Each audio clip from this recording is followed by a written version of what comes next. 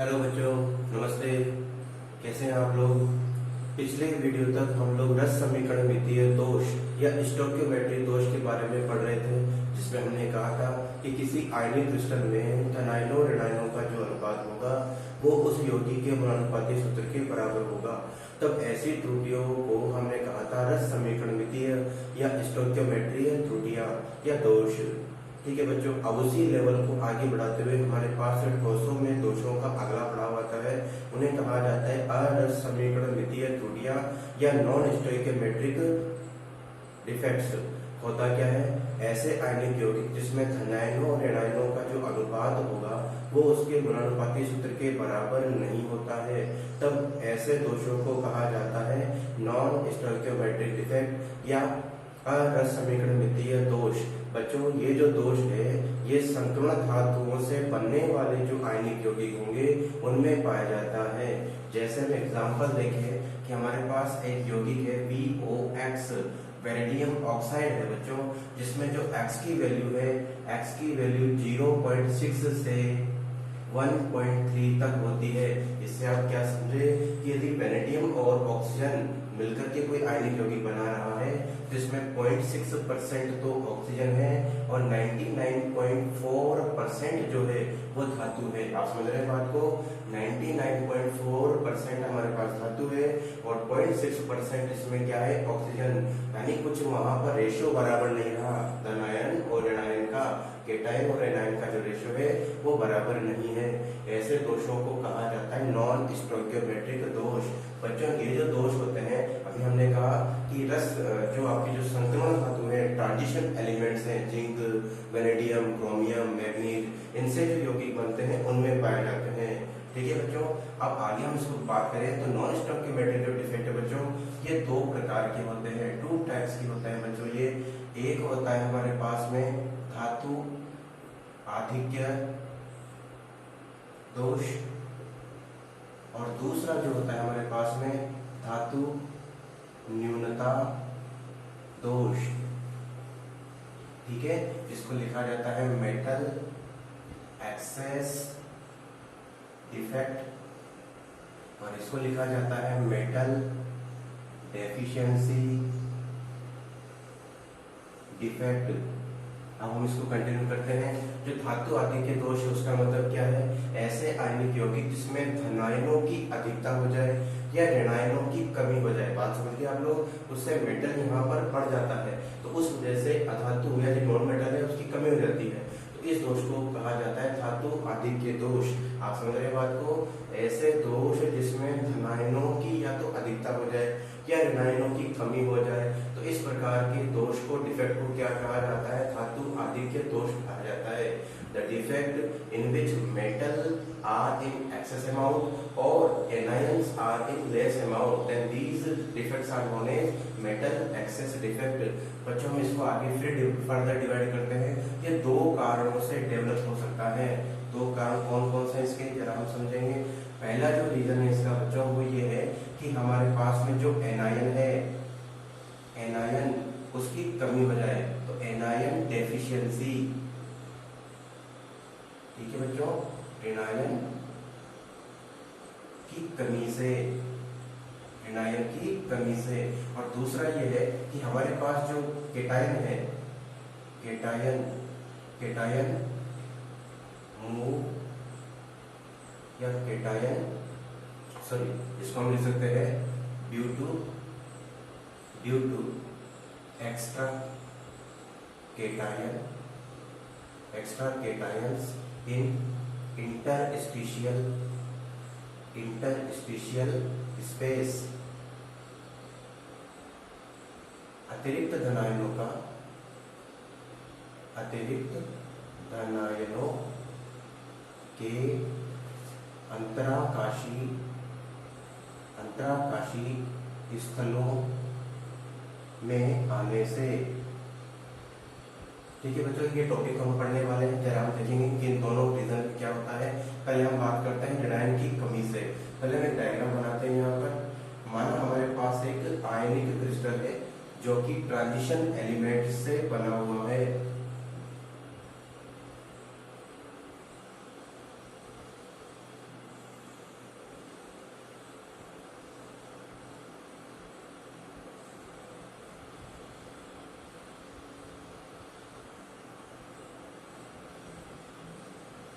देखिए बच्चों, हमने यहाँ पर एक क्रिस्टल का फॉर्मेशन किया है। इस क्रिस्टल के अंदर हम लोग देख रहे हैं कि हमारे पास ये बॉक्सेस हैं, हमने टोटल 16 बनाए हैं। तो हम ये कह देते हैं कि माना कि हमारे पास जो ये पॉइंट है, ये हमने मान लिया ए और ये हमने मान लिया बी। ओके बच्चों, ए जो है यहाँ केटायन को इंडिकेट कर रहा है, ए यहाँ केटायन को इंडिकेट कर रहा है, और बी जो है यहाँ पर एनायन को इंडिकेट कर रहा है। हमने मान लिया, हमने जो एग्जाम्पल लिया है वो एग्जाम्पल लिया हुआ है हमने NaCl का। तो आप समझ गए होंगे कि ए हमारा Na हो गया या Na+ हो गया, और बी हो गया हमारे पास Cl-। ठीक है बच्चों, तो हमारे पास ये फॉर्मेशन है। तो ए बी हम इस सबको इस तरह से लिख लेंगे।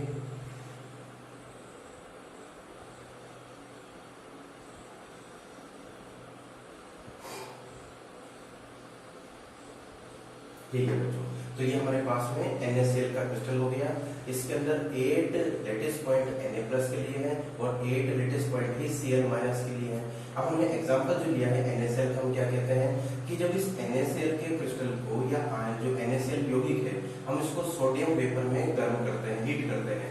तो हीट करने से क्या होगा, मान थोड़ी देर के लिए हम इसको वापस में लिख लेते हैं। ये हमारे पास Na+ हो गया और ये हमारे पास Cl- हो गया। अब समझिए आप लोग कि जैसे इसको सोडियम वेपर में जब इसको गर्म किया जाता है, तो सोडियम एटम जो है वो किसी भी एनायनिक स्पीशीज जो कि हमारे Cl- है, इसकी सरफेस पर आकर के अटैच हो जाती है। सोडियम एटम इस क्लोराइड आयन के ऊपर जाकर के अटैच हो जाएगा। जैसे ही अटैच होगा तो Cl- जो है वो इसके साथ रिएक्शन करके क्या बना लेगा, NaCl का फॉर्मेशन करेगा।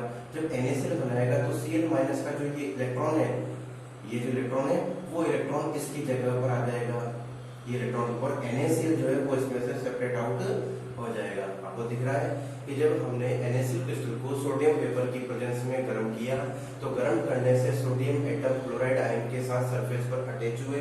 अटैच होने से सरफेस पर NaCl का फॉर्मेशन हुआ, जो कि इससे लिबरेट आउट हो जाते हैं, और उस Cl- की जगह पर एक इलेक्ट्रॉन आ जाता है, जो कि इस आयनिक क्रिस्टल को काउंटर बैलेंस करने के लिए रेस्पॉन्सिबल होता है। ये जो लेटिस पॉइंट आप देख रहे हैं जहाँ इलेक्ट्रॉन है, इस इलेक्ट्रॉन युक्त लेटिस पॉइंट को हम यहाँ पर कहते हैं F सेंटर। हम इसको क्या कहते हैं बच्चों, F सेंटर कहते हैं। F सेंटर या F केंद्र उसको कहा जाता है। और F जो है ये एक जर्मन भाषा के शब्द से लिया गया, जर्मन भाषा का शब्द है, जिसका जो है फर्बे, या इसी को हमारी बुक के अंदर फोरबेन जेनेटर कहा गया है। फर्बे या फोरबेन जेनेटर, इसका मतलब होता है रंग। इसका मतलब क्या होता है बच्चों, रंग। यानी ऐसे आयनिक क्रिस्टल जिसमें किसी एनायनिक स्पीशीज की जगह पर कोई एक्स्ट्रा इलेक्ट्रॉन आकर के बैठ जाता है, तो ऐसे लेटिस पॉइंट को F सेंटर या F केंद्र कहा जाता है। और इस F सेंटर के होने के कारण ये जो क्रिस्टल है हमें रंगीन दिखाई देता है। तो इस जो NaCl है, इस NaCl का रंग होता है बच्चों पीला, येलो कलर का हमको ये दिखाई देता है। तो आपने क्या देखा कि यहाँ पर एक एनायन की डेफिशिएंसी हो गई, और एनायन की डेफिशिएंसी होकर के उस जगह पर एक इलेक्ट्रॉन आ चुका है, उसने फर्बे या F सेंटर का फॉर्मेशन किया, और इसकी वजह से ही NaCl क्रिस्टल हमें कैसा दिखाई देगा, पीला दिखाई देगा। तो NaCl का कलर येलो है। सेम इसी तरीके से हम लोग एक और एग्जांपल ले सकते हैं, यही फिनोमेना लगेगा। अगर पोटेशियम क्लोराइड को पोटेशियम वेपर में जब हीट किया जाएगा, तो ये हमें बैंगनी दिखाई देगा, ये हमें वॉयलेट दिखाई देगा। इसी प्रकार से अगर लिथियम क्लोराइड को गर्म किया जाए लिथियम मेटल की प्रेजेंस में, तो ये हमें गुलाबी या पिंक दिखाई देगा। तो ये आपको बात समझ में आ गई। तो इस तरह से हम लोग एनायन डेफिशिएंसी को एक्सप्लेन कर सकते हैं। दूसरा जो हमारे पास आता है, due to extra cations in interstitial space, अतिरिक्त धनायनों के अंतराकाशी स्थलों में आने से।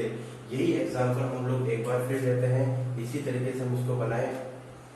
आप पहले इस डायग्राम को देखते जाइए।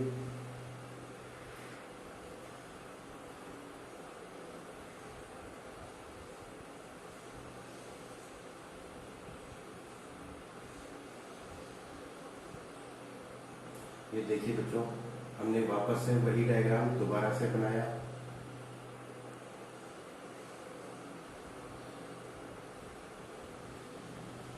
ओके बच्चों, तो हम क्या बात करने वाले हैं कि हमारे पास आयनिक क्रिस्टल है, वही A और B नाम से है, जितने केटायंस हैं उतने हमारे पास एनायन है, लेकिन कोई एक्स्ट्रा केटायन जो है वो इंटरस्टिशियल स्पेस में आ जाए। हम एक जो एग्जांपल ले रहे हैं बच्चों, वो एग्जांपल है जिंक ऑक्साइड का, जिंक ऑक्साइड। ठीक है बच्चों, ये जो ए पॉइंट है और ये हमारा क्या हो गया बी पॉइंट, सिमिलरली इसी जगह से है।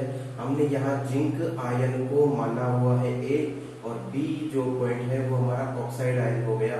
आप समझ सकते हैं, ऑक्साइड आयन के लिए हमने इसको क्या माना हुआ है, बी माना हुआ है।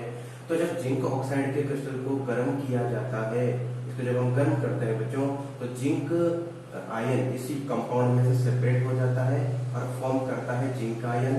इसी में से हाफ पार्ट ऑक्सीजन का निकल जाता है ऑक्सीजन गैस के फॉर्म में, और ऑक्साइड आयन जो है वो अपने दो आउटर इलेक्ट्रॉन को लिबरेट कर देता है। तो इसमें से क्या सेपरेट हो जाते हैं, 2 इलेक्ट्रॉन्स सेपरेट हो जाते हैं। काउंटर बैलेंस करने के लिए सपोज हम इसको 2 से मल्टीप्लाई कर लें तो 2 जिंक आयन बन गए, ये पूरा O2 मॉलिक्यूल बन गया, और 2 इलेक्ट्रॉन की जगह हम इसको क्या लिख सकते हैं, 4 इलेक्ट्रॉन लिख सकते हैं, ये भी हम लिख सकते हैं। तो हम क्या देखते हैं कि ए आप समझ गए, तो जिंक ऑक्साइड हो गया, जिंक आयन हो गया। तो ये जो जिंक आयन है वो एक्स्ट्रा जिंक आयन कहाँ पर आ जाते हैं बच्चों, इंटरस्टिशियल स्पेस में आ जाते हैं। सेम टू सेम ये A B A like this.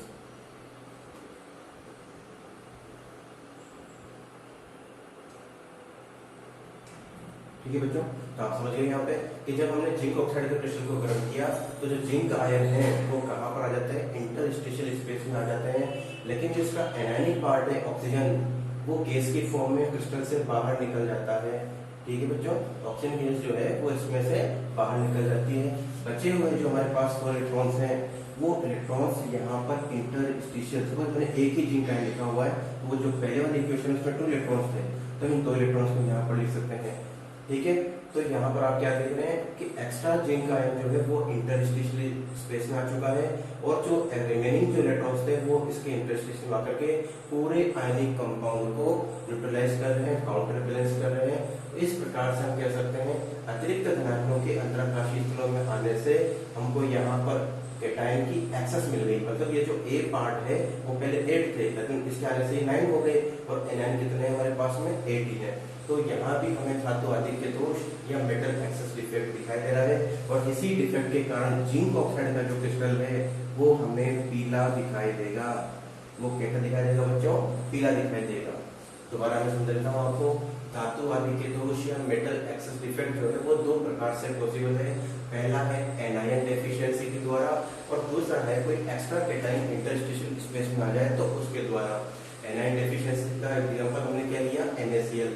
हमने एक NaCl क्रिस्टल लिया और उसको हमने हीट किया सोडियम वेपर की प्रेजेंस में।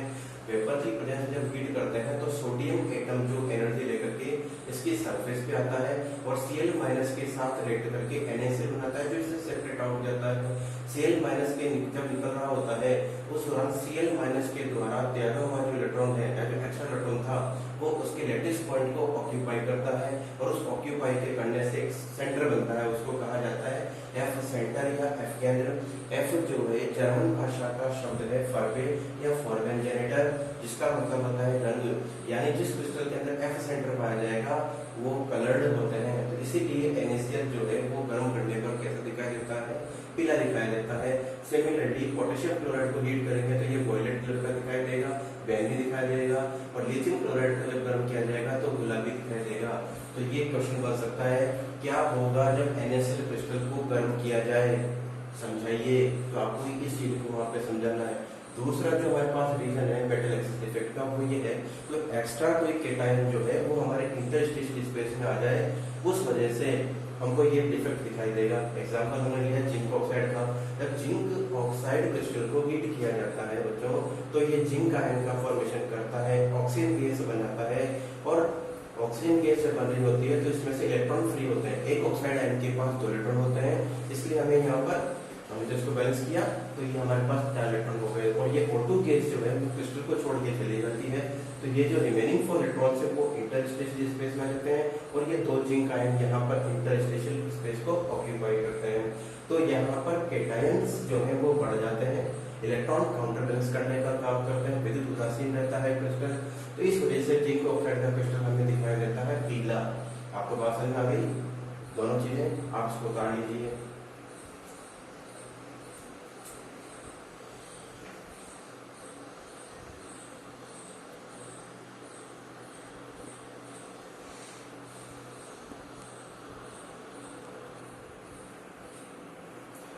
अच्छा बच्चों, अब हमारे पास में नॉन स्टोइकियोमेट्रिक दोष का जो दूसरा प्रकार है वो है धातु न्यूनता दोष या मेटल डेफिशिएंसी डिफेक्ट। इसका मतलब आप समझ गए होंगे, जब किसी आयनिक क्रिस्टल में मेटल जो है वो अपने नॉर्मल से कम हो जाए या उसका एनायनिक जो पार्ट है वो थोड़ा बढ़ जाए, तब जो डिफेक्ट हमें दिखाई देता है उसे कहा जाता है धातु न्यूनता दोष कहा जाता है। बच्चों, ये जो धातु न्यूनता दोष है वो दो प्रकार से हो सकता है। पहला जो है वो हमारे पास केटायन डेफिशिएंसी, जो आयनिक क्रिस्टल था उसमें केटायन अपने एम्पिरिकल फॉर्मूला से कम हो जाए तो केटायनिक डेफिशिएंसी या धनायन न्यूनता से। तो जो ये वाला जो दोष है धनायन न्यूनता वाला, ये तीन तरह की यौगिकों को हम लोग कह सकते हैं, जैसे ferrous sulphide, ferrous oxide, nickel oxide में। अब अगर आप इस डायग्राम में देख रहे हैं कि हमने वही क्रिस्टल बनाया हुआ है ए और बी के रूप में, हम एग्जांपल ले रहे हैं फेरस सल्फाइड का। ठीक है, यहाँ ए जो है वो हमारे पास Fe+2 आयन यानी फेरस आयन है, और बी जो है वो हमारे पास सल्फाइड आयन हो गया। समझ रहे होंगे, ये हमारे पास क्रिस्टल था। तो किसी कारण से ये जो हमारे पास क्रिस्टल है इनमें से ए का मतलब Fe+2 आयन था, तो तीन हमारे पास फेरस आयन है, तो तीन में से जो दो फेरस आयन है, एक सपोज मान लेते हैं कि हमारे पास ये और ये तीन फेरस आयन है, एक फेरस आयन इसमें से चला जाए अपने लैटिस पॉइंट को छोड़ के या चालक बिंदु को छोड़ के, एक फेरस आयन किसी कारण से चला जाए, सपोज हमने हीट किया या हमने कोई इम्प्योरिटी मिलाई तो उस वजह से, तो ये एक फेरस आयन जब चला जाएगा तो बाकी के जो दो हैं उसके नियर बाय जो दो फेरस आयन है वो अपने आउटर शेल के इलेक्ट्रॉन को लूज करके अपनी वैलेंसी को बढ़ा लेते हैं। तो ये ए जो है, सपोज हम जिन दोनों ले लेते हैं, तो ये फेरस आयन किस में कन्वर्ट हो जाएगा, फेरिक आयन में। इसी को भी हमने क्या लिख लिया, फेरिक आयन लिख लिया। तो इसने अपनी एक वैलेंसी को एक से बढ़ा लिया, इसने भी एक से बढ़ा लिया, तो दो वैलेंसी बढ़ गई यहाँ पे, और यहाँ पर भी दो वैलेंसी को इसमें काउंटर बैलेंस कर लिया। अब आप क्या देख रहे हैं कि तीन फेरस आयन थे, उनमें से एक की जगह हमारे पास खाली रह गई, तो ये जो लेटेस्ट पॉइंट खाली रह गया वो कौन से डिफेक्ट को शो कर रहा है, धनायन न्यूनता दोष शो कर रहा है। ठीक है बच्चों, अब आप देख रहे हैं यहाँ विद्युत उदासीनता, इलेक्ट्रिकल न्यूट्रलिटी तो सेम है, बट यहाँ पर एक केटायनिक पार्ट जो है वो कम हो गया, इसीलिए इसको कहा जाता है केटायन डेफिशिएंसी डिफेक्ट। जो देख रहे हैं मेटल यहाँ पर कम हो गया, तो हम क्या कह रहे हैं कि जब फेरस सल्फाइड के क्रिस्टल को गर्म किया जाए या इसमें कोई इम्प्योरिटी मिलाई जाए, तो आयनिक क्रिस्टल में से कोई एक फेरस आयन जब अपने लेटेस्ट पॉइंट को छोड़ के स्पेस में जाएगा तो उसके नियर बाय कोई दो फेरस आयन अपने इलेक्ट्रॉन को लूज करते हुए अपनी वैलेंसी को थोड़ा बढ़ा लेते हैं और काउंटर बैलेंस करते हैं इलेक्ट्रिकल न्यूट्रलिटी को। तो फेरस आयन यहाँ फेरिक में कन्वर्ट हो गया और वापस ये फेरिक जो है वो फेरस आयन में कन्वर्ट है। तो इलेक्ट्रॉनों के लेन देन के कारण यहाँ पर लेटेस्ट पॉइंट तो खाली है, से इलेक्ट्रॉनों के लेन देन के कारण ये जो फेरस सल्फाइड का जो क्रिस्टल है वो हमें गोल्डन येलो दिखाई देगा। ये कैसा दिखाई देगा बच्चों, गोल्डन येलो दिखाई देगा। इसी वजह से FeS को हम लोग मूर्खों का सोना भी कहते हैं, इसीलिए इसको क्या कहा जाता है, मूर्खों का सोना यानी फूल्स गोल्ड, फूल्स गोल्ड कहा जाता है। मैंने आपको बताया था कभी कभी कोई चालबाज लोग घरों पे सोने चांदी को साफ करने के बहाने से वो जो चमकदार चीज पकड़ा जाते हैं, वो कौन सी चीज होती है, वो फेरस सल्फाइड ही होती है, जंग लगा हुआ, हम उसको फेरस सल्फाइड कह सकते हैं, इसीलिए इसको कहा गया है मूर्खों का सोना। तो आप ध्यान रखेंगे, मूर्खों का सोना किसे कहा जाता है, फेरस सल्फाइड को कहा जाता है। ये फेरस सल्फाइड येलो कलर का क्यों दिखाई दिया कि जब किसी फेरस सल्फाइड क्रिस्टल को गर्म किया जाए या इसमें इम्प्योरिटी मिलाई जाए या कोई दूसरा सब्सटेंस मिलाया जाए, तो तीन फेरस आयनों में से कोई एक फेरस आयन अपने लेटेस्ट पॉइंट को छोड़ के चला जाता है और नियर बाई कोई दो फेरस आयन अपनी ऑक्सीजन स्टेट को एक एक से बढ़ा लेते हैं, तो फेरिक आयन में कन्वर्ट हो जाते हैं। ये फेरिक आयन दोबारा से फेरस आयन में कन्वर्ट हो सकते हैं, तो फेरस को फेरिक में या फेरिक को फेरस में कन्वर्ट होने से ये हमें गोल्डन येलो कलर के दिखाई देते हैं, सोने के जैसा इसका कलर होता है, इसीलिए FeS को कहा जाता है मूर्खों का सोना। ध्यान रखिए हम लोग इसको।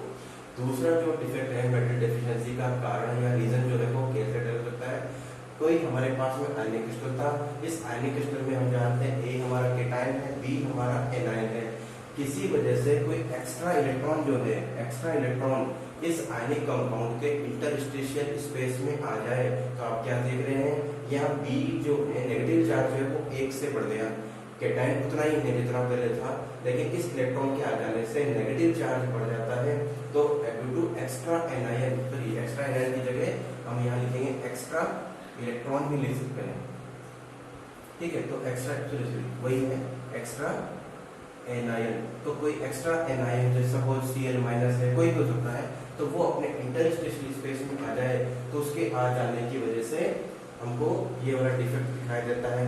लेकिन ये जो दोष है या डिफेक्ट है लगभग नहीं पाया जाता। क्यों नहीं पाया जाता? क्योंकि जब नेगेटिव चार्ज कोई स्पीशीज बनती है तो वो इलेक्ट्रॉन के लेने से बनती है, और नेगेटिव चार्ज आने से उसका जो साइज होता है, आकार होता है, वो पहले से बढ़ जाता है। आपने 11th क्लास में पढ़ा हुआ है कि जब Cl एटम जो है एक इलेक्ट्रॉन को ग्रहण करता है तो ये कन्वर्ट होता है Cl माइनस में। इसका साइज सपोज ये है, तो जब इलेक्ट्रॉन लेगा तो आउटर शेल में जाएगा, इस वजह से इसके साइज में थोड़ी सी इंक्रीमेंट दिखाई देती है। तो आकार बड़ा हो जाने से ये नेगेटिव स्पीशीज आसानी से मूव नहीं कर पाता इंटरस्टेशियल स्पेस में, इसलिए सामान्यतः ये जो दोष है या डिफेक्ट है वो हमें दिखाई नहीं देता। तो कुल मिलाकर के नॉन स्टोइकियोमेट्री जो दोष है उसमें हमें 3 चीज याद रखनी है। धातु अधिक के दोष के अंदर चले तो वहां पर एनाइन डेफिशिएंसी, जिसे हमने एफ सेंटर कहा था, वो हमें ध्यान रखना है। उसके अलावा जो एक्स्ट्रा केटायन इंटरस्टेशियल स्पेस में आया था वो हमें ध्यान रखना है, जिंक आयन वाला जो एग्जांपल था जिंक ऑक्साइड का। और तीसरा हमारे पास ये है फुल्स गोल्ड वाला केटायन डेफिशिएंसी। ये 3 चीजों को हमको यहाँ याद करके चलना है, आप लोग ध्यान रखेंगे इसको। उसके बाद में हम लोग इसके तीसरे लेवल पे चलते हैं, नॉन स्टोइकियोमेट्रिक डिफेक्ट या अरस समीकरण द्वितीय दोष हमको यहाँ पर समझ में आ गया होगा। इसी का जो तीसरा पड़ाव था, इसी का जो तीसरा डिफेक्ट है वो है अशुद्धता दोष। अशुद्धता दोष या इसी को कहा जाता है इम्प्योरिटी डिफेक्ट। इम्प्योरिटी डिफेक्ट कहा जाता है। एग्जांपल जरा हम समझेंगे। मान लीजिए कि हमारे पास में गिवन है कि एक NaCl क्रिस्टल है। हम दोबारा से वही डायग्राम बना रहे हैं। हमारे पास एक NaCl क्रिस्टल है बच्चों। उस NaCl क्रिस्टल के अंदर हम जानते हैं A और B हमारे Na और Cl को इंडिकेट कर रहे थे।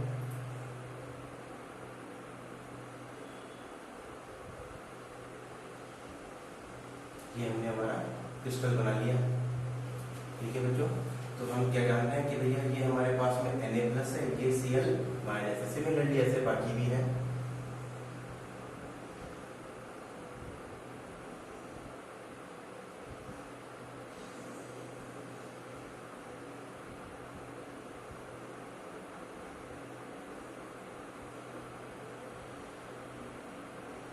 ठीक है, तो हमने क्या देखा कि हमारे पास में एक NaCl क्रिस्टल था। इस NaCl क्रिस्टल में हम NaCl क्रिस्टल के अंदर हम एक इम्प्योरिटी बनाने वाले हैं और वो है स्ट्रांशियम क्लोराइड की।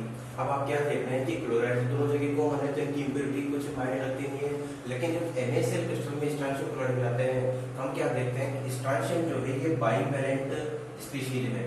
तो होगा क्या कि जैसे इसकी इम्प्योरिटी मिलाई जाती है तो 2 Na+ आयन अपने लेटिस पॉइंट को छोड़ के चले जाते हैं और उनमें से एक जगह पर क्या आ जाता है, स्ट्रांशियम आयन आ जाता है।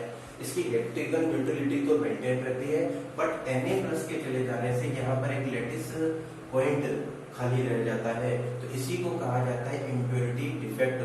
तो ये जो डिफेक्ट हमको दिखाई दिया ये हमारा इम्प्योरिटी डिफेक्ट। आपको बात समझ में आ गई? तो हम क्या कहेंगे कि जब NaCl क्रिस्टल में स्ट्रांशियम क्लोराइड की इम्प्योरिटी को मिलाया जाता है तो बाइवैलेंट होने के कारण स्ट्रांशियम आयन जो है वो बाइवैलेंट है। तो स्ट्रांशियम आयन के बाइवैलेंट होने के कारण 2 Na+ आयन को लेटिस पॉइंट छोड़कर जाना होता है। उनमें से एक स्पेस को या लेटिस पॉइंट को स्ट्रांशियम आयन ऑक्यूपाई करता है और एक स्पेस वहां वैकेंट रह जाता है। इस तरह से बनने वाले डिफेक्ट को कहा जाता है इम्प्योरिटी डिफेक्ट कहा जाता है।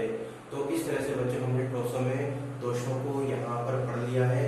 अब अगले पड़ाव के अंदर हम बात करने वाले हैं टॉसो के अन्य गुणों की, जैसे कि चालकता या वो कुचालक है या अर्धचालक है, किस प्रकार से टॉसो की चालकता को बढ़ाया जाएगा, तो ये हम अगले वीडियो में बात करेंगे। तब तक के लिए अपनी स्टडी को कंटिन्यू रखेंगे और कोई समस्या हो तो मुझसे बात करते रहेंगे।